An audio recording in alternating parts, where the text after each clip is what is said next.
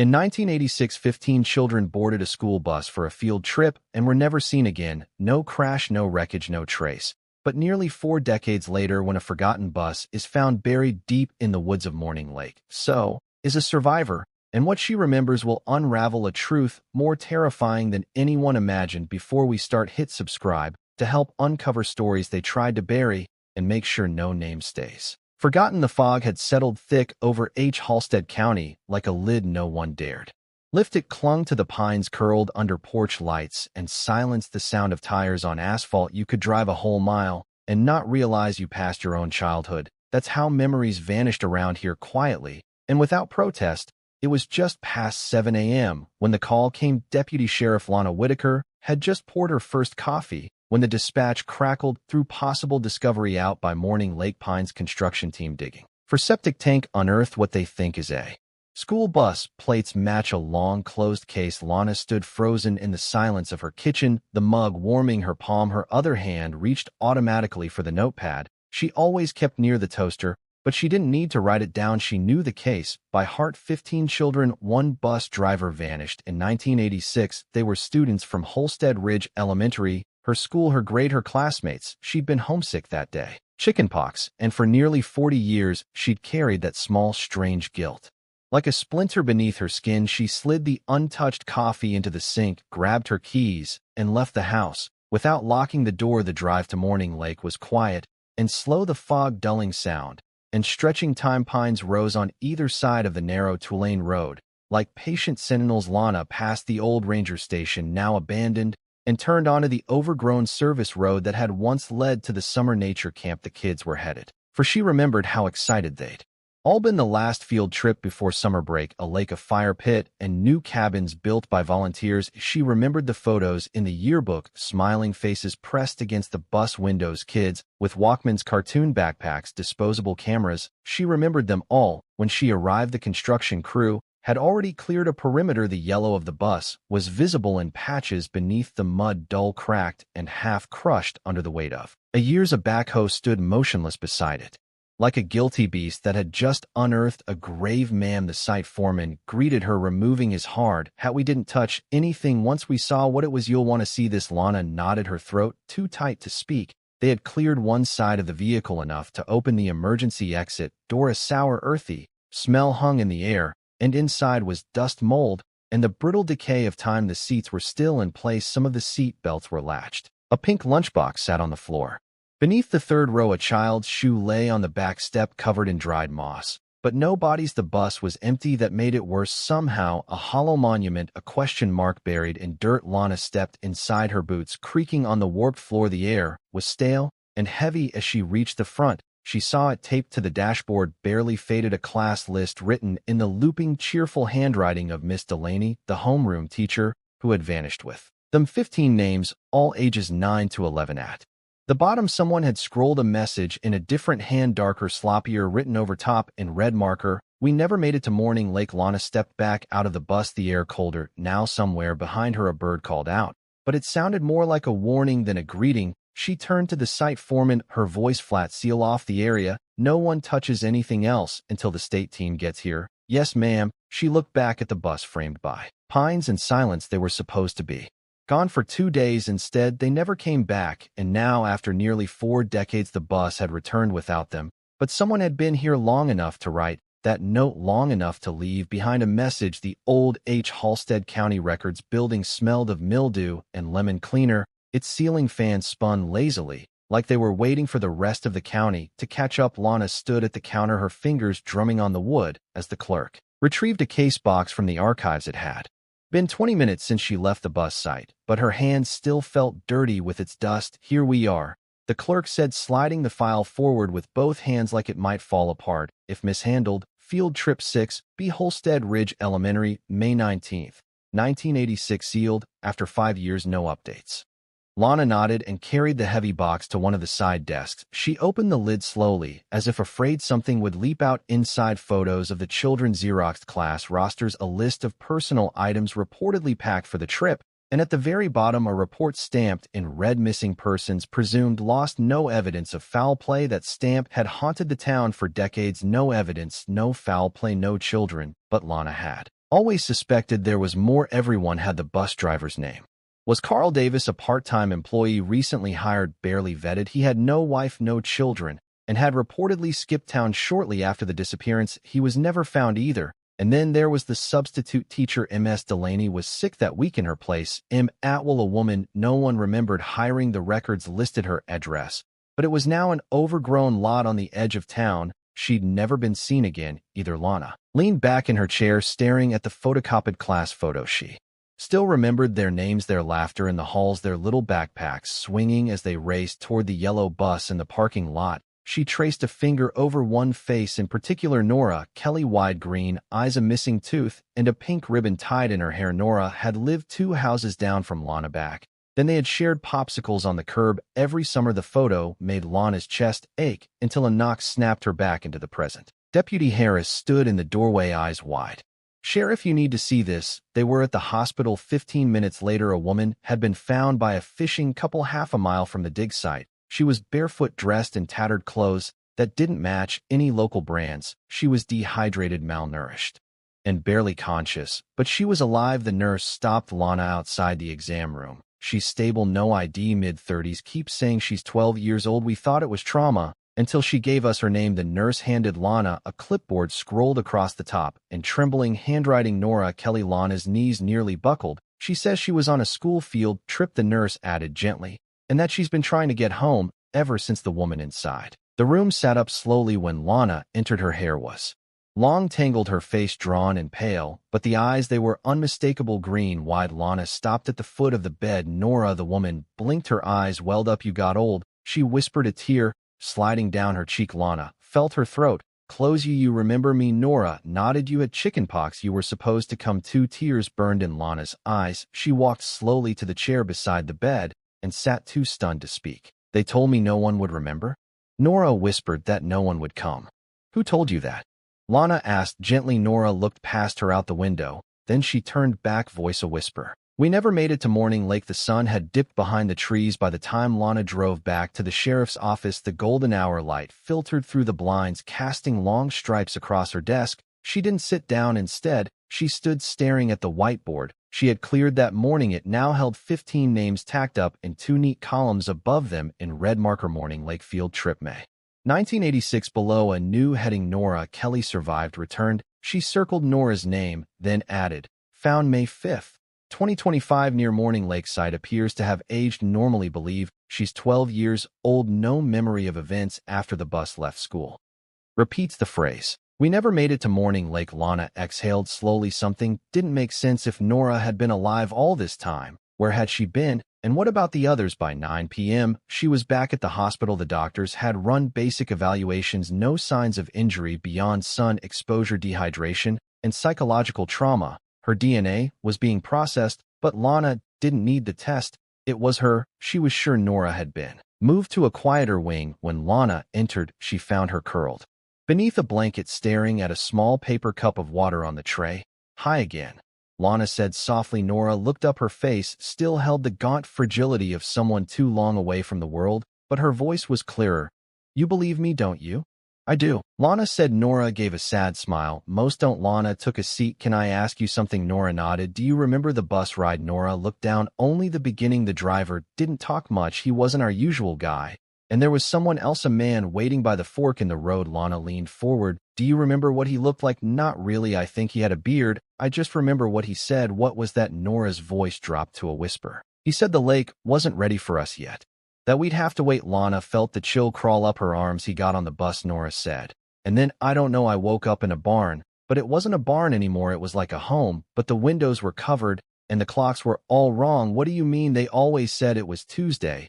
Even when it wasn't, they wouldn't let us talk about before we had to use new names." Lana tried to keep her face neutral. "Who's they?" Nora swallowed. "There were 2 of them. At first a woman, and the man she called him Mr. Avery. I don't know if it was his real name." "She disappeared after a few months. I think she got sick." "Do you know where the barn was?" Nora shook her head. "They moved us around, sometimes in vans. We weren't allowed to look outside. They said people had forgotten about us, that it was better this way." Lana sat in stunned silence. "Some of the others, they forgot about school, about home," Nora said. "But I didn't. I never did." Lana reached into her coat pocket and slid something onto the tray of faded Yearbook photo. Nora picked it up and stared. That's me, she whispered, and that's Caleb and Marcy. And she stopped, her eyes filling with tears. You kept this? Lana nodded. I never stopped. Nora clutched the photo to her chest. Later that night, Lana sat alone in her truck parked outside the old H. Halstead barn on County Line Road. She'd remembered something from Nora's description about the clocks. The way the windows were boarded. This barn had belonged to a man named Frank Avery. He died in 2003, but he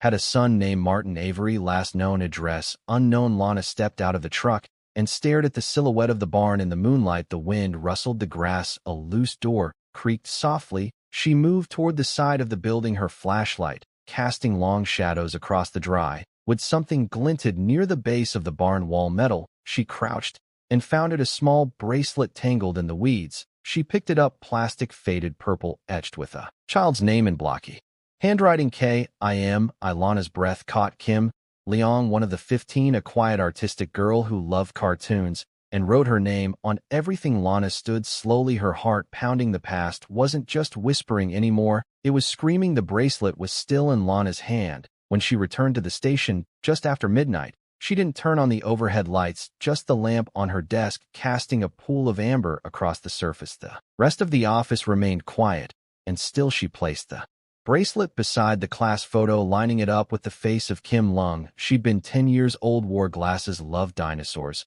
and now this found beside a barn linked to a man with no current address. Lana picked up the landline and dialed the Texas Missing and Unsolved Cold Case Unit. She left a detailed message requesting a full report on Martin Avery and his last known associates. She didn't expect an answer until morning, but something was happening now, and she couldn't sleep with ghosts pressing in at the windows. By sunrise, the Morning Lake dig site was buzzing with quiet urgency. More of the earth around the buried bus had been cleared, and a second team from the state's Historical Preservation Unit had arrived to document the excavation, less because of its history and more because of what it now represented. Lana stood beside the emergency exit, arms folded, watching the forensic texts catalog every inch of the hollowed shell. She had barely slept. Her mind was too loud with memory and unease. Sheriff, one of the investigators, called, lifting a sealed evidence sleeve. You're going to want to see this. She walked over the tech. A man in his late 40s with square glasses and a quiet voice held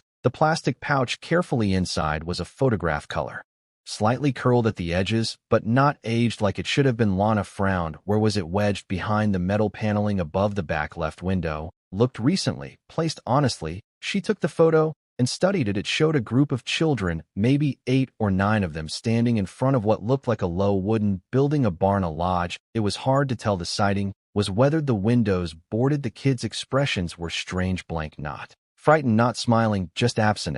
Few of the faces were unmistakable. Marcy, Kimmy, Caleb, and there in the center Nora, her green eyes wide but vacant. But Lana's stomach dropped as she noticed something else behind the children. Barely visible in the shadows of the doorway was a man, tall, bearded, his face mostly obscured by a wide-brimmed hat. She flipped the photo over. There was writing on the back, the chosen year, 2, no date, no location, just those words. Back at the station, Lana laid the photo beside the ghost notebook and her growing collection of names and fragments. Year 2, that meant they had been held for longer than she dared imagine. She opened a county map and began cross-referencing all Avery-owned properties, abandoned buildings, and old religious sites in the area. One caught her eye: Riverview Camp, an old summer retreat for children purchased in 1984 by a private family trust. The land records had been scrubbed. The property had remained off-grid since the early 90s. It sat at the edge of the national forest, 30 miles from the bus site. Lana circled it in red ink. That afternoon, she brought the photo to Nora. The moment the image touched her hands, Nora gasped, her fingers trembled. This was after the first winter, she said softly. We were made to pose once a season to show progress. She looked up, tears forming in her eyes. That building, it's where they kept us the longest. Do you know where it is? Nora shook her head slowly. We weren't allowed outside without blindfolds, but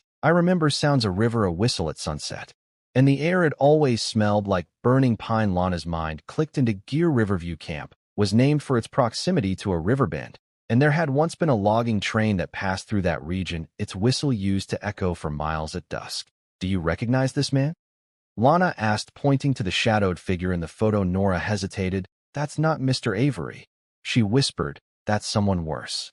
Worse, they called him Father Elijah, but he wasn't a priest. He just liked the sound of it. Lana felt a chill work up her spine. What happened to him? Nora stared at the photo. I don't know. He just stopped coming one day after year 3. Then we were moved again, different place, different rules. Some didn't make it, some. She broke off, her voice cracking. Some forgot their own names. Lana placed a gentle hand on Nora's. You didn't forget. She said you came back. Nora gave a fragile nod, but they're still out there, some of them. I feel it. The others. She looked Lana directly in the eyes. They don't want to be found. That night, Lana drove north toward Riverview Camp. The road narrowed to gravel, and the trees thickened like walls. Fog gathered low on the ground, curling between roots and old fence posts. Her headlights caught a faded wooden sign half swallowed by vines. Riverview Youth Retreat, private land. She parked at the edge of the old property line and stepped out. The silence was absolute. No birds, no rustling wind, just the low hiss of distant water, maybe a river. Lana took a flashlight and followed the overgrown path. Halfway down the trail, she saw it, the building from the photo. Its roof sagged, the porch was rotted through, but the walls were the same, wooden siding blackened at the corners. The windows were boarded from the inside. She approached slowly. Just before stepping onto the porch, she froze in the dirt. Fresh footprints, small ones, a child's. Lana reached for her gun, her voice low, cautious. Hello, anyone here? Silence. Then from somewhere inside, the soft creak of floorboards and a whisper, a child's voice, just audible in the dark. You're not supposed to be here. Lana's hand gripped the flashlight tighter as she stepped slowly onto the warped porch. The wood groaned under her weight. Another whisper echoed from inside, low, almost playful. She came anyway. The door was cracked open, just a sliver. No recent signs of forced entry, no new locks or chains, but the smell, earthy and metallic, drifted out like the air hadn't moved in years. Lana nudged the door with her foot. It opened with a long creak. Her beam swept across the room. Bare walls, dust-choked air, the skeletal remains of furniture long since abandoned. But what caught her eye first was what had been carved into the far wall. Words, children's names, some scratched shallow, as if rushed, others carved deep, angrily, again and again, like someone was trying not to forget. Kimmy, Marcy, Elijah, crossed out. Caleb, Sam, question mark, beside it, JN. Nora, 3 times, one below the other. Lana swallowed hard. This wasn't just a hiding place, it had been a prison. She stepped forward, her boots stirring the dust. The wood beneath her creaked, but held. She passed what had once been a table, now splintered and tipped against a wall. There was something beneath it. She crouched, a box, metal rusted at the edges, but intact. She pried it open slowly. Inside were papers, yellowed and damp, but on top a thin stack of Polaroids bound by a rubber band. She lifted them out. Children again, but not posed this time. These were candid, taken from angles that made them feel wrong. Some were sleeping, some eating. One was crying in the corner of a narrow, windowless room. Each photo had a name written on the back, but not their real names. Dove, Glory, Silence, Obedience. The last photo was different. A child standing alone by a tree, her face turned away, but her left arm was visible, and Lana saw what she was meant to. A bracelet, purple plastic, the same kind she had found near the barn. Kimmy. She flipped the photo, disobeyed. Suddenly a soft creak behind her. Lana stood quickly, flashlight darting across the room. Hello, she called out. I'm not here to hurt anyone, I'm here to help. Silence. And then softly from the second floor above, you're not like them. Lana turned toward the staircase, old and brittle, but still holding. Slowly, she climbed each step, her breath shallow, hand hovering near her sidearm. At the top landing, she paused. One of the doors at the end of the hall was slightly open, a faint flicker of candle light visible through the gap. She moved toward it. Inside, the air was warmer. Someone had been here. The walls were covered in children's drawings, charcoal and pencil, crude but deliberate. She scanned them, heart thudding. One drawing showed a line of children walking in the woods, another a man with no face, arms stretched wide like wings. A third showed a school bus in flames, and on the ground below it a row of small, identical headstones. Lana stepped back, dizzy, her light shook in her hand. Then she heard it again, that voice, quiet and close. They told us not to draw, but we did anyway. She turned, and there he was, a boy no older than 10, standing barefoot in the doorway, eyes dark, hair shaggy, pale, thin, dirt smudged across his cheek. Who are you? Lana asked, gently lowering the flashlight. The boy didn't answer right away. Then they called me Jonah, but that wasn't my name. Lana crouched, her voice steady. Do you remember your real name? He hesitated, then shook his head. They took it. She nodded slowly. It's okay. You don't have to remember it right now. Are you here to take me away? I'm here to help, Lana said softly. Are you alone? Jonah looked at the floor. No. He pointed behind her toward the wall behind the old metal bunk beds. Lana stood and followed his gaze there etched faintly into the floorboards nearly covered by dust were more names, but these weren't carved by hand. They had been burned into the wood with heat or time or something. She couldn't quite explain. The wood around them was scorched, and beneath them in black ink was written names. We must not forget there were 12 names. 3 were circled, and the rest were crossed out. Lana sat with Jonah in the back of her SUV, the boy wrapped in a heavy blanket, silent, except for the soft rustle of the emergency thermal foil crinkling with each movement. His eyes gray, distant, and far older than any 10-year-old, stared out the window as if waiting for something to leap from the trees. They hadn't spoken much on the drive back. He hadn't asked where they were going. He hadn't asked why she had come. Only one thing seemed to matter to him. Are the others coming back too? Lana hadn't answered, because she didn't know. At the station, she gently ushered him into the back office, one she rarely used, and pulled the blinds shut. A local social worker was on her way, but Lana had insisted on being the one to talk to him first. She brought him a juice box, an old wool hoodie, and a set of photos she printed from the original yearbook, laminated and faded from time. Jonah sat with the photos in his lap. He traced a small finger over each face. I remember her, he whispered. That's Marcy.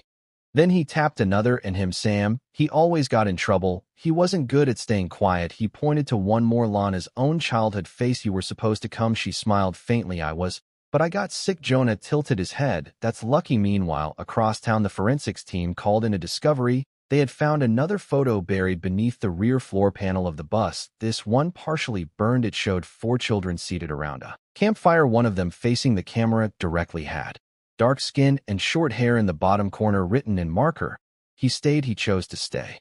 Lana stared at the photo. Something tugged at the edge of her memory. She pulled up the old roster again, mentally reviewing each name until she paused at one. Aaron Devlin, age 11 at the time of the trip, quiet, bright, a gifted chess player, always reading books far beyond his grade. She checked the county database. There was an A. Devlin listed in the town's electrical department, age 49, no high school record on file prior to 1990. Moved into Holstead in 2004, lived alone in a trailer outside of town. No listed next of kin. Lana stood slowly. She didn't believe in coincidences anymore. The trailer was perched at the edge of a gravel lot, half buried by pine needles, the door rusting at the hinges. A single bulb above the porch flickered faintly. As Lana pulled up, she knocked once. No answer. She knocked again. This time a voice answered, low, calm. I knew someone would come eventually. The door opened. The man who stood there looked older than his ears, gray streaks at the temples, eyes sharp and unreadable. He wore a simple shirt, flannel jacket, and work jeans, but there was something about the way he stood still, like someone waiting for judgment. Aaron Devlin, Lana asked. He didn't respond right away, then nodded once.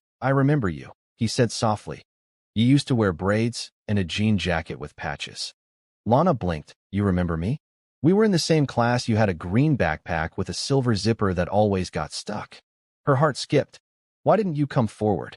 Aaron stepped aside. Because not everyone wanted to leave. Inside, the trailer was meticulously clean, sparse. A chessboard sat on a small coffee table. Bookshelves lined the walls, everyone filled with books on psychology, memory, and group behavior. I left the sanctuary in 1991, Aaron said, sitting carefully on the edge of the couch. I was 16. They let me go. Let you? I was the one who stayed when others tried to escape, the one who helped them keep order. I believed in it for a long time. I thought it was safe there. Lana sat across from him, listening, but then things changed. He continued. After year 4, the group splintered. Elijah disappeared. The others began to rebel. Marcy ran. Caleb tried to fight back. I stayed, not because I agreed, but because I was afraid of the outside. Lana's voice was steady. You could have helped find them. I was told the world had forgotten us, that our families had moved on. His voice broke slightly. When I finally left, I didn't know how to be anything other than quiet. He looked at her. But if you're here now, someone else must have come back. Lana nodded. Nora. Aaron's eyes flickered. She remembered.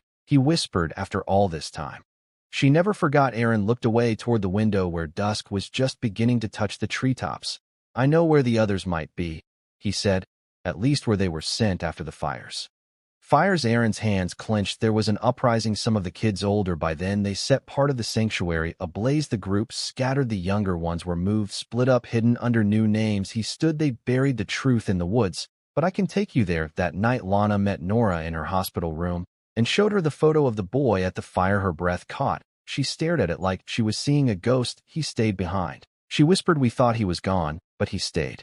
And they listened to him. She looked up. Do you think he remembers us? Lana nodded slowly. He remembers everything. The forest felt different now, not wild or free, but watchful, as though it remembered what had been done here. The leaves rustled, but the air was still. Each step Lana took on the narrow trail behind Aaron Devlin stirred the silence like dust. He hadn't said a word in the last mile, only walked with a quiet urgency, hands in the pockets of his jacket, eyes never straying from the path. Nora hadn't come, her body too weak, her memories too raw, but Lana had promised to go to see what was left and to try to find who wasn't. They reached a small clearing just afternoon surrounded by towering pines. A half-collapsed structure leaned against the hillside. The roof had caved in, vines twisted up through the wooden frame, like nature was trying to reclaim what man had hidden. This was the original sanctuary, Aaron said quietly. The first site, the place we were taken after the bus was diverted. It used to be bigger. There were 4 cabins, a lodge, and 2 underground cells. Lana paused. Cells, he nodded slowly. They called them reflection rooms, but they were just pits. No light, no noise, just the sound of your own thoughts until they stopped making sense. Lana's stomach turned. They put kids in there. Marcy, Kimmy, Nora. Once for saying the word school. I let it happen. His voice cracked. I didn't stop it. I believed it was the only way we'd survive. Lana took a deep breath and stepped into the ruins. Inside, the smell of mildew and ash lingered faintly. Scorched floorboards, broken furniture, but in one corner, shielded beneath the collapsed beam, was something intact. A set of 3 small lockers, rusted, but still upright. Aaron joined her. These were ours, he said. They made us keep only what they gave us: blank books, uniforms, 1 spoon. But some of us hid pieces of who we used to be. Lana pulled open the first locker, empty. The second, barely ajar, held only a torn shoe and a melted crayon. But the third, something was there, a bundle wrapped in cloth. She carefully lifted it out and opened it. Inside, a cracked cassette player, a child's bracelet, and a drawing carefully preserved in plastic. It showed a girl standing on a hill beneath a full moon. She wore a red ribbon, and in her hand was a sign. 3 words were written on it: "We are still here." Lana knelt, the drawing in her lap.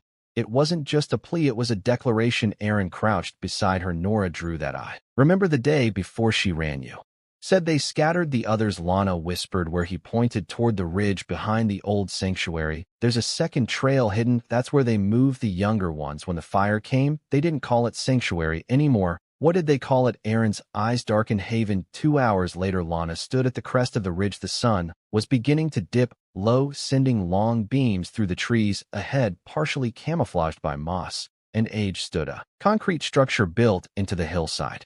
There were no signs, no markings, no path, only a steel door rusted at the hinges. Aaron approached it slowly. This was where they took the ones too young to question, or the ones too broken to resist. It was quieter here, colder. They didn't teach anymore, just observed.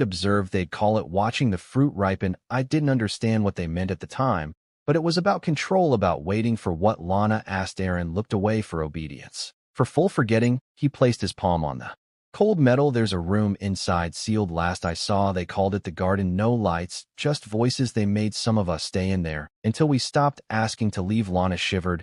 "And what happened to the ones who didn't stop asking?" He didn't answer. They pried open the door with an emergency jack from Lana's truck. The air inside was damp, and still her flashlight beam swept across cement floors, water-stained walls, and broken furniture. Scratches lined the walls, name symbols, short messages etched with fingernails, keys or worse. But what stopped Lana cold was a small door to the right. A plaque hung crookedly above it, the only word on it, garden. She turned to Aaron. He nodded slowly. "Some of them are still alive, Sheriff," he said quietly. "I don't know where, but I know it in my bones." He stepped back, his voice a whisper, "Because I hear them in my dreams, calling each other by the names they weren't supposed to say." Back at the hospital, Nora awoke just after midnight, heart pounding, breath shallow. The fluorescent lights flickered gently overhead. A nurse entered, startled by her expression. "You okay, sweetie?" Nora stared at her. "I had a dream," she whispered. "But it wasn't mine." The nurse leaned closer. "There was a room," Nora continued, "no light, cold walls, and someone whispering." She swallowed hard. "They were saying my name." The garden wasn't a room, it was a void. Lana stood just inside the threshold, her flashlight beam trembling as it pierced the heavy dark. The walls were close, the ceiling low, and the air thick and unmoving, felt as though it hadn't been breathed in decades. No furniture, no windows, just concrete, but the smell, that same faint mix of damp earth, old metal, and something else, something fainter, almost sweet, made Lana pause. Behind her, Aaron remained outside the doorway, refusing to come in. He had said the children weren't just kept here, They were retrained here, made to sit in silence for hours, told to whisper prayers that weren't prayers, taught to forget the sound of their own names. Lana scanned the room. The walls were covered in marks, not just names. This time, but tallies hundreds. Maybe thousands, each one scratched in sequence, counting something. Time, days, punishments. In the far corner, her beam caught the edge of something buried beneath dust and broken plaster. She knelt carefully and brushed it free. A small recorder, the kind used by journalists or investigators, battered. The tape inside nearly disintegrated. She flipped it over, etched into the plastic with a pin or nail. For the ones who remember, she slipped it into an evidence bag, her hands suddenly unsteady, because this wasn't some relic left behind for curiosity. It was a message someone had wanted to be heard. At the station, Lana called in the tech team to carefully restore the cassette. It took hours, but by early evening the tape was ready to play. Just once, it was too fragile for repeated runs. She asked to be alone when they played it back. The lights were low. The rain had started tapping against the station windows. She pressed play. Static, then a voice, small, weak. "This is Nora. I think I don't know anymore. It's dark. I can't tell how long I've been here, but I think I remember school. I think I had a brother." Lana sat forward. "They don't let us say real names. They say that's how the world finds you. But I write them anyway, even if it's just in my head." A long pause. "If anyone finds this, don't believe them. When they say we ran away, we didn't. We were taken. We were made into something else." Another pause. "But I'm not gone, not yet." The tape clicked. Lana sat in the silence, pulse racing. The tape was old. The voice wasn't Nora's. The voice was younger, more hesitant, but unmistakably Kimmy Lung. That night, she brought the recorder to Nora at the hospital. When she played the tape, Nora covered her mouth. "I remember this," she whispered. She used to practice her voice like she wanted someone to hear it the right way someday. She was trying to hold on, Lana said. Gently, Nora nodded. She never gave up, even when the others started to fade. She reached for the tape, then stopped. "She's alive," she said quietly. "I don't know how I know that, but I do." Lana didn't argue, because the voice hadn't sounded like someone at the end. It had sounded like someone waiting. The next day, Aaron handed Lana a map hand-drawn from memory. He pointed to a spot near the far end of the woods, just beyond the second ridge. There was a hatch hidden in the roots of a tree that had been split by lightning. They used it when they wanted to move people without being seen. "You think it's still there if they were smart," Aaron said. And they were. Hours later, Lana and a team hiked into the dense forest. The sky was overcast, the branches thick overhead. Every snap twig underfoot echoed like a warning. They found the tree, a tall cedar hollowed near the base, its trunk cleaved decades ago and blackened on one side. Lightning split beneath its roots. Carefully concealed behind brush and loose stone was a rusted metal hatch. They forced it open. A narrow tunnel descended into the earth. Cold air poured out like a sigh. Lana led the way down the old ladder. What they found below was not just a tunnel, but a network. Hallways, rooms, bunks, crates, all abandoned, but too intact for comfort.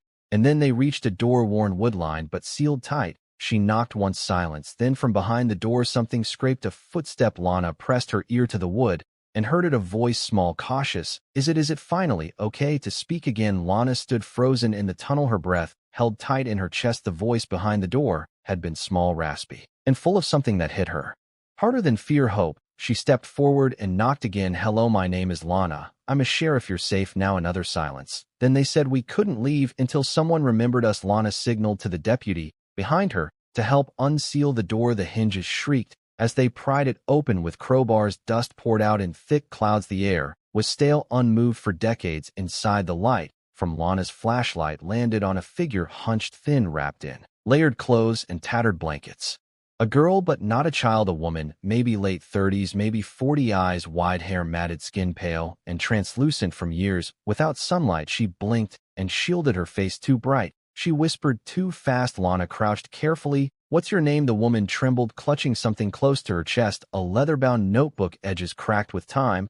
"They called me Silence," she said, "but that wasn't mine. Do you remember your real name?" She stared for a long moment, then whispered, Kimmy Lang." Lana's throat tightened. The girl in the Polaroids, the name on the bracelet, the voice on the tape. And now alive. Back at the hospital, doctors worked in silence. Kate barely spoke. During the initial evaluation, her responses were slow, careful, like she wasn't sure the world around her was real. Nora sat across from her in the quiet recovery room, watching through tear-filled eyes. "You remember me?" she asked softly. Kimmy turned her head, her lips parted. "You had the red ribbon," she whispered. Nora smiled through the ache. "You used to braid it for me."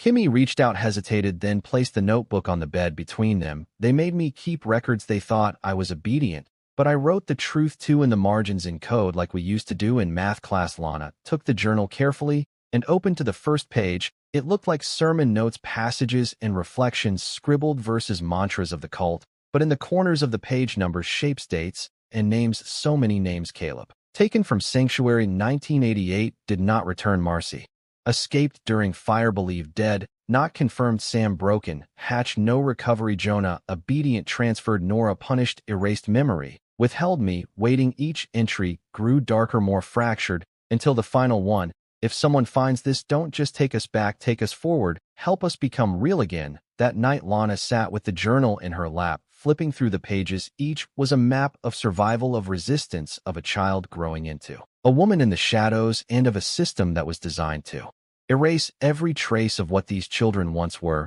But Kimmy hadn't forgotten, and neither had Nora and Aaron too. Despite everything had led them here, the last survivors. But were they the only ones? The following morning, Aaron stood beside Lana at the ridge, staring down into the woods below. The records mentioned a second tunnel. Lana said one that was never found. Aaron nodded. The older kid spoke of it like a myth, a way out. But I think it wasn't an escape route. Lana looked at him. Then what a hiding place for what? Aaron turned to her. For the ones they never wanted the world to know existed back at the hospital. Kimmy woke in the early light. Nora had fallen asleep in the chair beside her, hand resting on the bed's edge. Kimmy turned her face toward the window outside. Morning was breaking. She hadn't seen a sunrise in almost 30 years. Her voice, when it came, was barely a breath. It's not over yet. The final tunnel wasn't marked on any map, but Kimmy's journal held the key, buried in coded margins and scattered through false verses. Lana pieced together the meaning: 3 stone trees, a stream that split but never rejoined, and a red X drawn over a hollow curve at the bend of the river. Aaron had told her once that the forest north of Morning Lake was riddled with sink holes, some natural, others man-made. Lana followed the map. At dawn, the riverbed was low from the dry season, revealing dark limestone and twisted roots. Birds chirped overhead, but the woods felt hushed, as if holding their breath. Lana crossed over slippery rocks until she found them: 3 large petrified trees clustered together on a ridge. She stood between them and looked down. The river split here, once flowing wide, but now diverted into 2 narrow forks, one veering off into stone, and there, just as drawn in the journal, a depression in the ground, almost circular, covered in moss and branches. Lana cleared them gently. Beneath was a steel hatch, fused with age, but still intact, a faint engraving at the edge, worn, nearly smooth. TS 2 transfer station. To her fingers traced the metal, her voice low and steady: for the ones they never wanted the world to find. With backup a few minutes behind her, Lana forced the hatch open. A rush of cold air poured out, dry and bitter, tinged with mildew and something faintly metallic. The shaft was narrow, reinforced with concrete, and sloped downward for nearly 20 feet before flattening into a narrow corridor. Her boots echoed as she stepped into the past. The air was still too. What she found inside was not a prison, not exactly. It was a preservation. 10 rooms, each no larger than a walk-in closet. Some contained beds, others only mats. A few had drawings on the wall, crude stick figures holding hands, suns with sharp rays, the outline of a bus disappearing over a hill. But there were no children, only remnants. She entered a central room, larger, domed at the ceiling. There, arranged in a tight circle, were 15 small desks, all facing inward. Each one had a nameplate. Some Lana recognized, some she didn't. At the center of the circle, beneath the dusty glass dome, was a locked case. Inside it, a book. Lana broke the glass gently and retrieved it. The cover was plain black, worn leather, but when she opened it, her breath caught the final curriculum. Inside were typed lessons, handwritten notes, and margins filled with erratic scribbles, words repeated over and over. Obedience is safety, memory is danger, the past is the infection, the future is correction. Each page grew more unstable, notes scrolled by different hands, some childlike, others firm. A name repeated on page after page: Kasha, then crossed out, then written again on the very last page. Kasha did not forget. Kasha ran. Kasha saw what they did in room 6. Room 6 is sealed. Lana turned to her radio, requesting search team. Possible hidden chamber off. Main structure, look for room 6. Static. Then copy that they found room 6 behind a false wall, its door bricked over, sealed in concrete. It took hours, but when they finally breached it, the air hit them like a wave of time gone wrong. Inside were no beds, no windows, just photographs, hundreds of Them children in uniforms, children kneeling, children standing in rows with blank faces. And then in the center of the far wall, a mural painted by hand. It showed a girl running through trees, her arms outstretched, her face turned upward toward the light. The words painted beneath, Kasia, remembered, she left the light on for us back at the hospital. Kimmy sat upright as Lana laid the photo from room 6 before her. Tears welled. That was her. She whispered, Kasia, she was older than us, quiet. She never joined the chants. They said she disappeared during year 3. Did she escape? Lana asked. Kimmy shook her head. She wasn't trying to escape. She looked up. She was trying to leave a door open. That night Lana stood at the edge of Morning Lake. The stars shimmered across the surface. 15 children were taken, 3 had returned, but now there was evidence that others had survived, if only for a while. The final journal entries, the mural, the tape, all of it pointed to one unthinkable truth. Some of the missing never died. They simply disappeared into a place the world was never meant to see. And at least one of them, Kasia, had fought to be remembered. The mural haunted Lana. The face of the girl Kasia, painted in swirls of blue and gold, arms outstretched, as if trying to fly. She was older than the others in the photos, maybe 14, maybe 15. Her presence in the sealed room suggested something different about her. Kasia hadn't been a victim. She had been a witness, maybe even a whistleblower. Lana returned to the station and reopened a forgotten file. State ward transfers 1991 to 1993. Dozens of unnamed children relocated after the collapse of 2 unlicensed group homes in Northern California, all with scrubbed medical records and redacted intake forms. One entry stood out, a girl age estimated between 13 and 15, brought in with no memory of her name, placed in temporary care, described as emotionally disconnected but physically healthy. She refused to speak during her first year. Her given name upon intake, Jane Doe number 19, later renamed Maya Ellison, adopted in 1994 by a couple in Morning Lake. Lana leaned back in her chair. Her heart was racing. Kasia didn't disappear. Kasia became Maya. Maya Ellison ran the bookstore in town, quiet, kind, early 40s, known for her soft voice and obsessive memory, able to recall customers' reading preferences from years prior. Lana had spoken to her dozens of times, borrowed books, asked about local history, not once had she suspected a thing. She drove straight to the shop. Maya stood behind the counter, shelving a stack of secondhand paperbacks. Her hair was pinned in a loose bun, glasses perched on her nose. When she looked up and saw Lana, she smiled politely. Sheriff, mystery section's been busy this week. Lana stepped closer, her voice soft. Maya, do you know who Kasia is? The woman froze slowly. Her eyes met Lana's for a moment, just a flicker recognition. Then, no, should I? Lana placed the photograph on the counter, the mural, the girl running. Maya's hands began to tremble. Lana waited. I used to dream about her, Mia said quietly. I thought she was made up a story. I told myself she would say things I didn't understand, about names, about tunnels, about forgetting. Her voice broke. I thought it was trauma from someone else's life. I never believed it was mine. Lana laid her hand gently over Ma's. It was yours. You didn't just survive. You tried to leave a light on. Mia pressed her fingers to her lips. Tears filled her eyes. I was so afraid, she whispered. They told us if we left no one would believe us, that the world didn't want us. They were wrong. Lana said, you were found. Later that night, Lana brought Maya to meet Kimmy. The moment the door opened, Kimmy stood upright. The two women stared at each other, one frozen in the past, the other having built a life outside of it. Then Kimmy whispered, Kasia. And Maya whispered back, Kimmy.